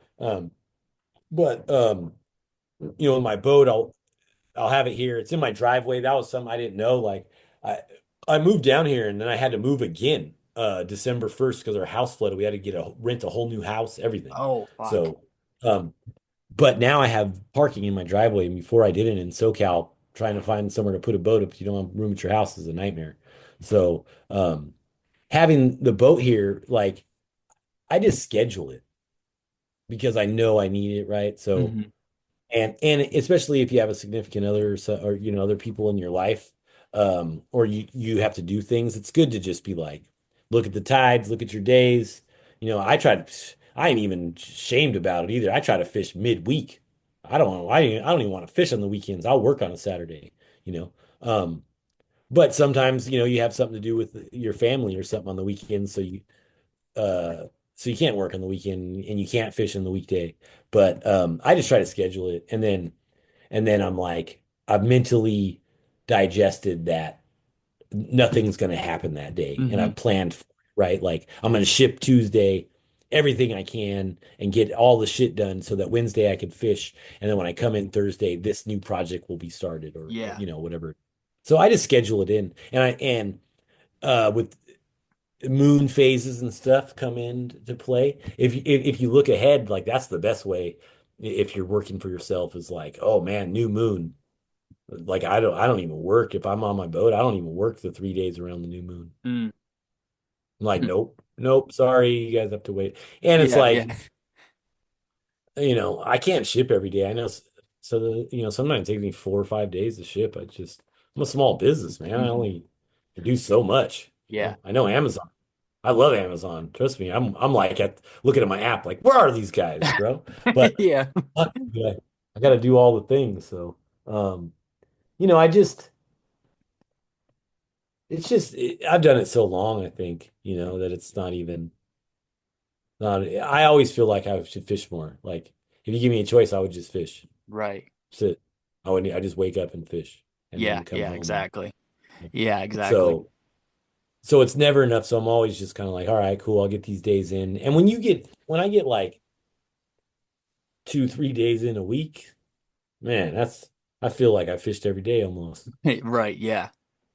Because it's like that's a lot. That's a lot of days to fish if you have your own business and you have a significant other or something at home, Hmm. or a kid, or whatever it may be, or a side hustle that you like doing, but you have to fit, like whatever it is. I have to go. Like, so the guilt kind of like, if it gets bad enough to where like I am going instead of working, like, and something needs to be done, I won't feel guilty because fucking I'm like, my head's gonna explode. Yeah. Yeah. That's why I'm out. Right. Yeah. But Exactly. I passed up on some shit on Monday, actually. Uh, go out to this reef and deep drop for some Oh, rockfish and damn. stuff because I wanted to ship some stuff out. Some people made some requests Mm. to ship before Christmas. So, it wasn't. I mean, maybe it's just easier to accept it now. You're like, ah, fuck. I tried. I Yeah, yeah, planned. exactly. Yeah, but I'm also older, I have so much experience to draw on. Hmm. Maybe like I've I've formulated my life so that I get to fish all the time. My operator job when I worked at a refinery and I lived on the water and I worked 14 days a month and the rest of the days I had off. So like, and I commute to work so that I can fish. Like I Yeah, always live close to water so that I can fish whenever I need to and then drive to other shit. It's the number one priority, yeah, that's besides loved ones. You know what I right. mean? Yeah, yeah. Heck yeah, dude. And then the last like kind of two-part question I'll ask you the first part here is so dude, the other thing is like I'll be making something whether it's like a graphic or some idea pops into my head. Like I had what I thought was a really good idea. I was on the phone with Marshall the other day and I was like, dude, like a logo of like a bait inside of like a meat package would be super sick and we're talking about it and I it was funny. We were talking about it for like 10 or 15 minutes and I'm like, dude, like I think I remember seeing this somewhere. And he's like, dude, I don't ever remember seeing it. And I'm like 90% sure Caesar did that with like the Trucha, one of his first drops. And he's like, "Are you Oh sure, yeah. dude?" Yep, it's sure as shit. I scroll all the way back, and I'm like, "Yeah, okay." So I obviously scrapped that idea, but we were talking about it, and it's like, dude, that happened so much. Not even that it was like that I find that it was somebody's idea or that I had seen it, years ago. But you like, dude, imposter syndrome is like something that I get quite a bit. Where I'm like, dude, like, is this like something that fits with what I'm doing, or is it like another idea that somebody else had that I had seen a couple years ago and I'm doing now? So that's like one thing that I really struggle with. I start to work on something. I'm like, dude, like this seems like way too familiar. Like, am I copying somebody or am I even like doing this right? Or is that something that you ever struggle with, like with Toxic as a brand and as a whole? Uh, I kind of like I said, I kind of like, so your job is to like intake the whole community, right? Yeah. Like, and my job is to just like build baits. Hmm. So I I see the stuff, right, that's on the internet. I see the brands, Yeah. but to be honest, I don't even know all the new brands. Like I just put together who owns Trashy. Yep. Um, super dope baits. But I didn't know who the owner was. I don't know who the owner is, like, and Yeah. it's not because I don't care. It's just like, oh, cool, cool. Oh, that's a cool bait. That's a cool bait.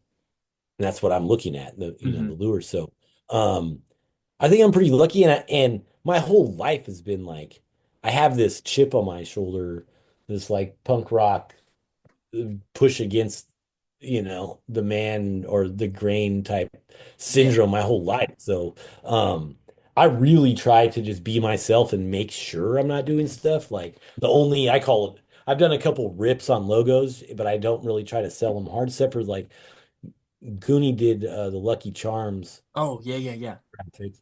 That was one of my first graphics, but for the most part, I try to stay away from that because I don't really like to use other. Yeah, I call it brand recognition, where Yeah, you kind 100%. of ride the coattails of that. I did the Three Flowers logo because it's just like historical for me. It's the one that's the red. A lot of people call it the hot sauce label. It's like a LA, like a, you know, Mexican type thing. Yeah, I just So saw the shirts the other day or earlier, I think when I yeah, was on those the are site. like that's kind of like close to my heart shit. But like for the most part, I was trying to do stuff that was different. That's why I tapped my boy Eric, and he made like the big fat bass, Mm-hmm. logo, and like those cartoon characters that I run.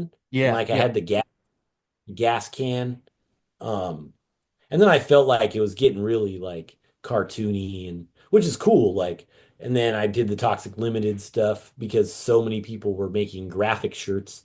I started making plain t-shirts and polo shirts, shit like that. With the plain logo, which is a little embroidered bass. So I do notice like that it's easily to be influenced, and I kind of try to like the stuff I consume. I do the same thing, I guess. Like when I have an idea, if it seems familiar, I'm like, where did I see this Yeah, before? 100%. But for the most part, I'm pretty lucky because I'm such like a you know, I don't know. I'm always looking to not be so similar, I guess. I don't know. I Hmm. think different shit is cool. Like it just is cool to me. Like the stuff that's different, um so I kind of try to, and I'm lucky, like my boy Chris, who does all the art for me, like all that stuff, like I don't really create it, you know what I mean? Like I just he just makes that shit. The tall Achille Nelson statues, all the Achille Nelson stuff. Um, he just sent it to me, and like, and when I hire artists to do something, I just kind of like tell them a very vague idea, Yeah. and then I just let them do what they want to do. Because like I'm not an artist, at all. Sometimes I'm Right. like, can you do this or can you do that? Um, So, so I don't know. Yeah, like I definitely try not to do stuff, but it happens, and I don't take offense either. Like when people try to do it, especially if like they recognize it or whatever. Like because like John from Staben's my boy. That's my folks, and that's who I did that collab with. Yeah. And then he ran a pizza box Yeah. last Yeah. year, and it came with a shirt. I ran the pizza box like 3 years ago. Mm. But he doesn't even remember seeing it. And, just how it goes. I wasn't like, oh man, I didn't even say nothing until they released it. And because I bought one, I got the Hmm. pizza box on my shelf. Um, but then after I'm like, I ran the pizza box. He's like, what? And then I showed him. And he's like, oh, that shit's sick. He's like, I never even seen that. I'm like, yeah, Yeah. it's just how it goes. Like, like creative minds, there's only so many things, ideas that you come up with. So, um, it just happens. Just like I don't see it as like stealing, on certain things. Like logos are different, right? Like you use Right. someone's logo, crazy, but like ideas like that, like the fish in the meat container, or like paint jobs. I I take influence from people that paint baits. Like if like I see cool paint jobs, I'm like, oh, that's cool how they did that undertone right there. Hmm. Well, I don't see that as like Like biting malicious. Yeah. style unless you like make it look exactly like theirs. It's like, just learning from it. That's why, like, as building lures, I use every lure. Like, I don't know how to be the best lure builder I can if I'm not buying lures that Hmm. are different, whatever, and like seeing how they swim and not like cutting in half. That's fucking insane to me. Just like, just seeing the lure, like throwing the lure and fishing it, because that's what's important. Like, after you build enough lures, you know where the weight needs to go. Yeah, You exactly. know what I mean? Like you don't need to cut that shit open to figure it out. And most of the time, you can improve on a bait. So but uh, like I'm always throwing new stuff. So I'm always like looking for the new thing. I think whether it be designing or like avenue to promote or sell baits or anything, and hopefully that translates into um, the artwork, like the packaging. That's where the packaging came from. It's just me being like, bro, I can't sell these things in a Ziploc. This is ridiculous. Um, and then I'm lucky I found the place I did, and it was affordable. Um, and then I'm lucky I have my boy that I could just give the template. He just designs it for me Hmm. like nothing. Um, so I have a lot of people in my corner uh, that make that stuff happened, but I was like, bro, I need a big ass box. The first box I did was hella big, but then I was like, oh shit, this costs a lot to ship, you Right. know? Yeah. I bought 1,000 of them bitches. So I was like, oh damn. So so it was like learn as you go. But I definitely take influence from cool brands and try to like take influence without stealing their style. And I Mhm. think people with the same mind state and trying to do the same thing will definitely come up with the same thing. Like the fish market thing is a great idea, but it's when you think about it, like of course you guys probably thought of that because fuck, you went to the grocery store maybe Yeah, or whatever it exactly. is. Yeah. Like, oh fuck, I never thought we should fucking do. Yeah, So, exactly. and and I think you could kind of tell when somebody really steals an idea because like you look at their page and all their shit is kind of stolen, Right. you Yep. know? Exactly. None of their stuff is original.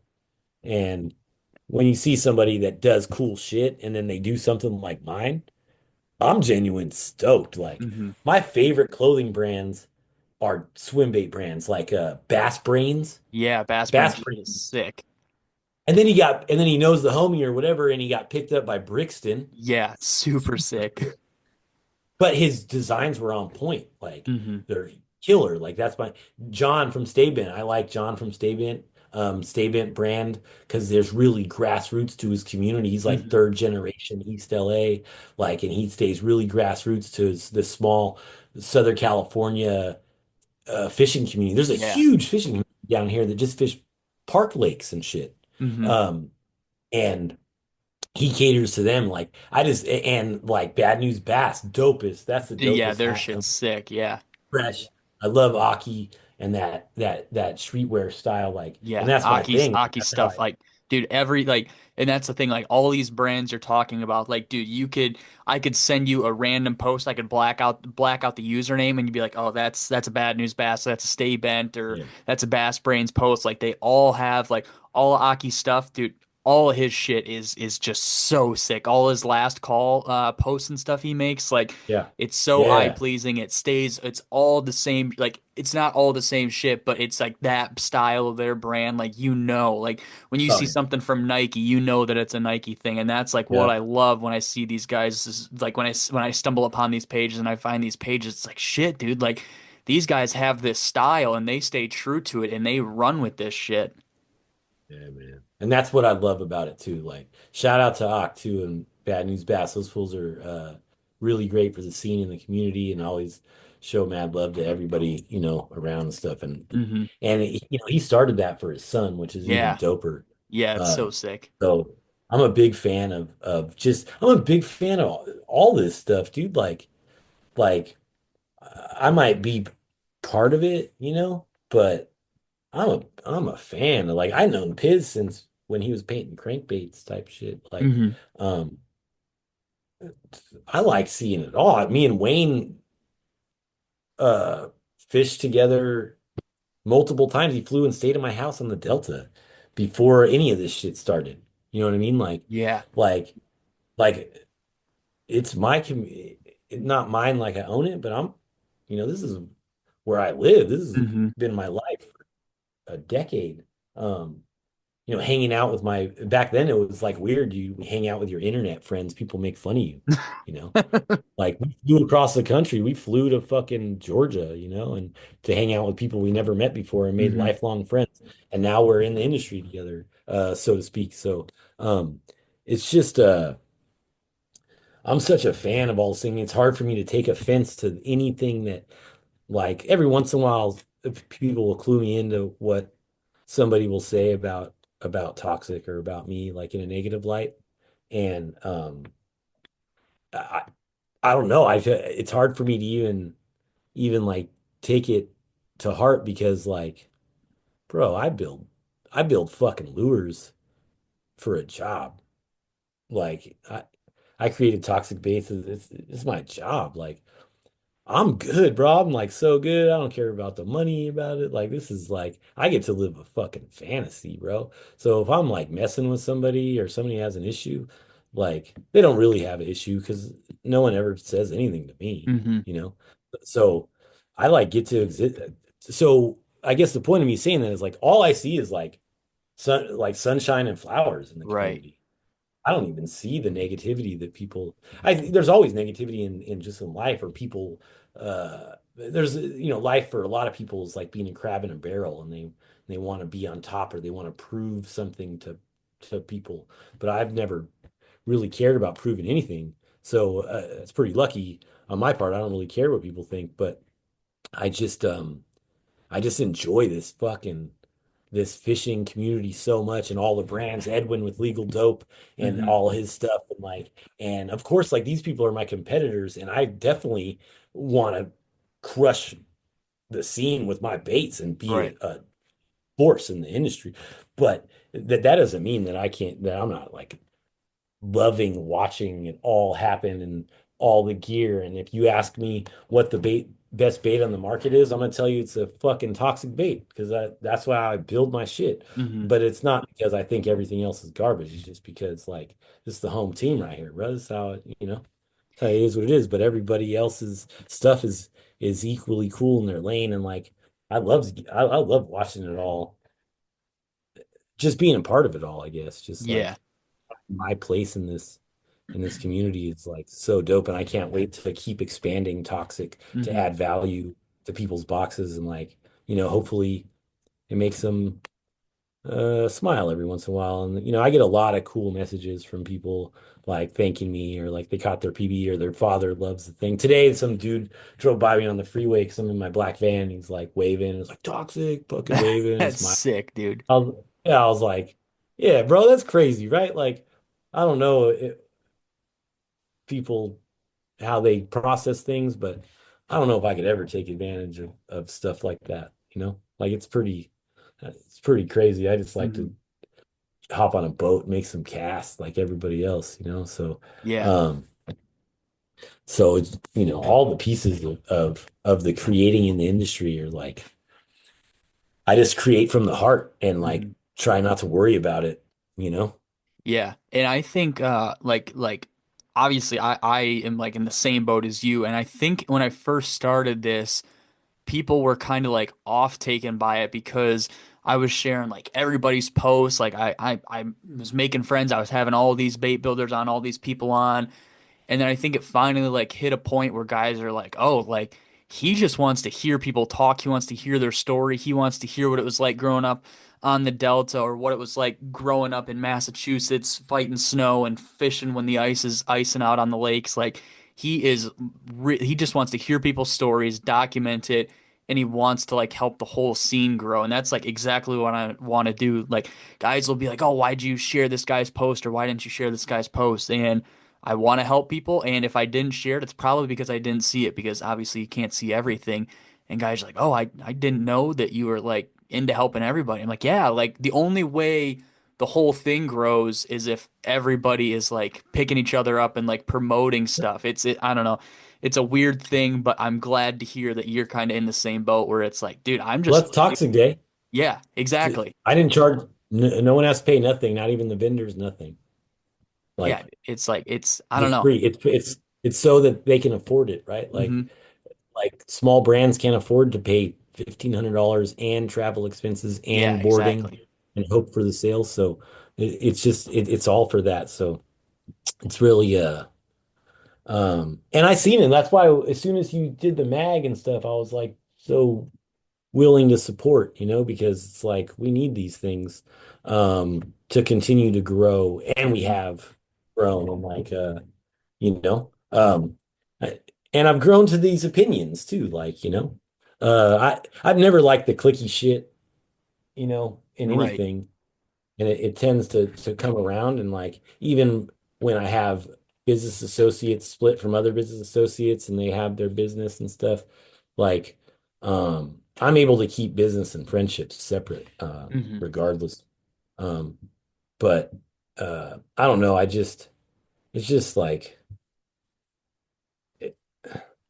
I don't know, I've just made a decision in the past a couple years, especially, to just not even acknowledge like the negativity like that. Yeah. You know what I mean? Like I lived a pretty negative life for a long time and accumulated a lot of bad karma. So working through that in the past 10 years or whatever, like becoming the person I wanted to be is like I don't it ain't that crucial, bruh. You know what I Hmm. mean? All these guys just fucking smiling's dope. Yeah. Smiling's dope. And if you look at a lot of guys, like I noticed that, like you see a lot of guys that get older, and you're like, man, that guy he's a really cool guy. And then oh man, he had a really rough past. Like, yeah, he probably had a really rough past to turn him into somebody that was that cool, Hmm. because they wanted to go the exact opposite. And I see that a lot in other people in the industry, that have lived a bumpy road, uh, and then are able to kind of line it out with fishing and chill. And I enjoy that about fishing. Like like I interact with ex-cons, like criminals like myself and lawyers. Hmm. And no one cares about Yeah, your past or exactly. whatever it is. It's just we're just fishing. And it is the past, right? Like we don't have to live that anymore. Like it's gone. Like, there's a new day. Hmm. Yeah. And And I enjoy people finding refuge in fishing, and it really can be a refuge for for people like that, or like addicts, recovering addicts, mhm. which have plagued my life, and things that can be a positive for those people, or even veterans like that have PTSD, that use fishing to get out and feel comfortable and enjoy life. Like it, I really see fishing as like such like a dope thing, Hmm. and a communal thing that regardless what bait I'm making or whatever, I'm gonna be perpetually trying to like push P, Yeah, through this yeah. platform, because it's like we get a bad rap. There's a lot of guys that are kooks, but there's a lot of kooks at fucking McDonald's. So, Mhm. I don't Right. think we have over, I don't think we have a more kooks than any other scene. Right. Yeah. Dude, So, last question I have for you because we're on this topic. So we were talking yep, about how, just smiling, being happy, lifting people up and stuff, and kind of going back to the ABS thing. So you were talking about how, that first batch kind of got screwed up and everything. Just yep. what was your whole like mindset going through that? Because obviously Okay. ABS stuff is not cheap to get into and to be kind of be stuck in So, that situation. Like, how did you keep a positive, mindset through that whole thing, and how did you get through it? I sold them at PCS show, launched it. I was on cloud nine. Then people started sending me pictures of the snap lipped. I had fished mine, and it was a bad batch of ABS in the lip. The lip material was ABS, like most baits that came out. Um, you know, and from the same place, is the same way they make other baits that are on the market that people love, Yeah. from big brands. Um, I just had the worst luck. And some of them were good, but most of them, all hundreds were bad. So I had to give refunds and recall them and throw the stock away. I tried to do those relips. We sold some of them. I even got a bad sheet of acrylic in that, uh, Oh, and fuck. had lips break on the relips. But I don't know. It was tough, dude. Like it's still tough because I'm starting to get these ones now, and the market's like brutal, and I sell wake baits and crankdowns, and it's freezing everywhere. Yeah. So uh I don't know. It's like it's just business. I think I'm okay. It just went down, and now I gotta come back. Hmm. And the product now is awesome. And I have a new factory. I work still with the same factory, but I switched materials from ABS to polycarbonate. So I bought new molds, the whole thing, and I switched the lip material to polycarbonate, which is like indestructible now because it's thick and it's like lens clear. Oh yeah. So the new baits moving forward are great. Like the ones I have in hand are great. Um, I've sold hundreds already, so I haven't got any complaints. But I just try to kind of take it on the chin. It's a rough go, man. Like Hmm. I don't, I, it, it fucked up the whole year, to be honest with you. Right. Yeah. But I mean, I don't have shit, bro. Like, I purposely have done this, but it's like, this is what I have. So it was never like, it was just like, oh, this is happening. This factory needs to replace this. I need to find replacements for these the right way. And I have to figure something else out because I have more baits to design because I want to become a place that makes lures through factories. Yeah.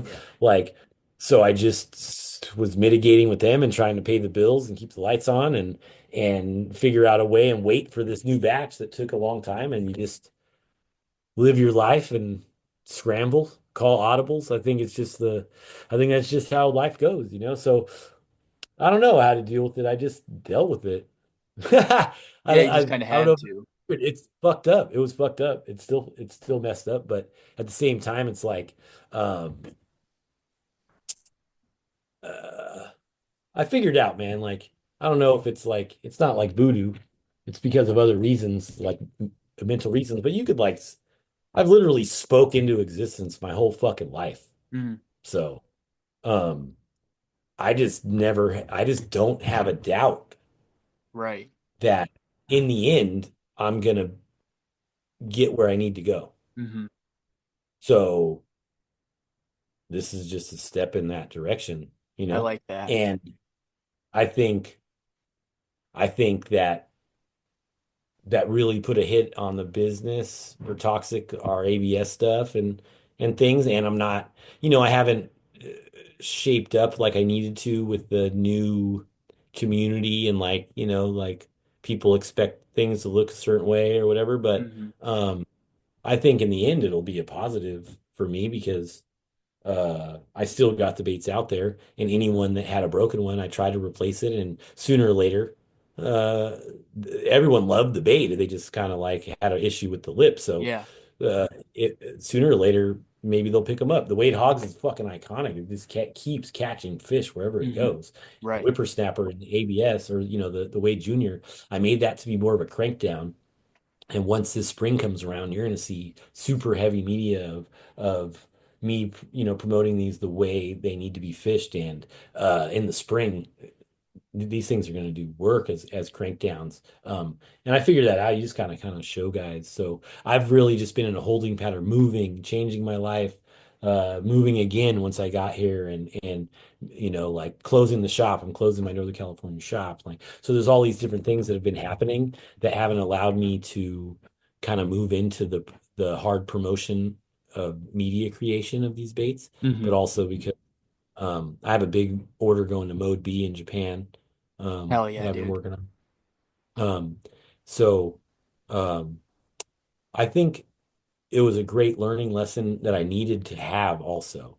Like, I don't like to be nitpicky, but uh, I should have like shoulda, woulda, coulda that this won't happen again, Hmm. right? Like me just assuming this is right. I knew I should have had polycarbonate lips or I should have asked about them, regardless if the other ones were sufficient, you know. Um, so there was certain things I'm learning about manufacturing and working with people overseas, and I'm still learning on the business side. Like I suck at business and money. I have a financial guy trying to get my shit together, So like it's like a perpetual learning curve. But for Yeah. me, it's like the end goal is success. I said, hopefully I could be successful like that by the time I'm 50, and that's 7 years. So even and that's just a goal. So I got plenty of time um to do what I want to do. And I really think I could do it the way that I want to do it. So Mm. um uh just kind of just gonna I don't have a choice. Like this is what I got. I don't Right. want to do anything else. I don't desire to do anything else. Unless somebody pays a big ticket and I get to fish every day, then I'm not going nowhere, Yeah. you know? Straight up. Heck yeah, Um dude. so, so yeah, I just take it on the nose. Like you don't learn shit when you win all the time. And Hmm. I won a lot in my life. I got lucky a lot. So losing is where you really lose, is where you really learn. And when you lose big, you don't forget that shit. So maybe I needed this. I don't know. The universe provides, dude. If you pay attention to the things that are happening around you, you know, the universe will, whatever, however you want to put it. You know what I mean? Like when I say the universe provides, I mean if you stay open and opportunity comes and you take the opportunity, then you get to do things like that. You know, like my move to Southern California, like things lined up and it was fucking crazy, but I just did it. I just, like if you pay attention to the things that are happening around you and are willing to take a leap of faith, um, things can go really well. Right. Yeah. 100%, dude. 100%. Well, man, I don't want to keep you much longer, but where can people find you and where can people pick up some baits if they're interested? Toxicbaits.com. Toxic baits suck. I just got my trademark, so I'm trying to get the regular toxic baits handle on Instagram. Um, Toxic Baits Online, on Facebook, Google, everywhere. I'm getting into retailers. If you have a retailer and you're listening to this, you reach out to me because the new manufactured stuff has great margins for retailers. I'm trying to stick it with mom and pop shops, but the Bass Hole in Northern California on the Delta, he sells my stuff online. Fresno Bait and Tackle, LA Fishing Alliance, Performance Tackle. There's multiple places. Tackle Express. These are all in California, but um, yeah, just Google toxic and then you can get me or on other people's pages. Hopefully, I want to do collabs this year, like all the homies, Bad News Bass and Stay Yeah. Bent and Swim Bait Underground and Swim Bait Universe and like hopefully I'm everywhere. YouTube is going to be pretty silly this going. Oh, and I'm figuring out a new way to do my Uncle Big Bong so I could actually do Oh, it and record it.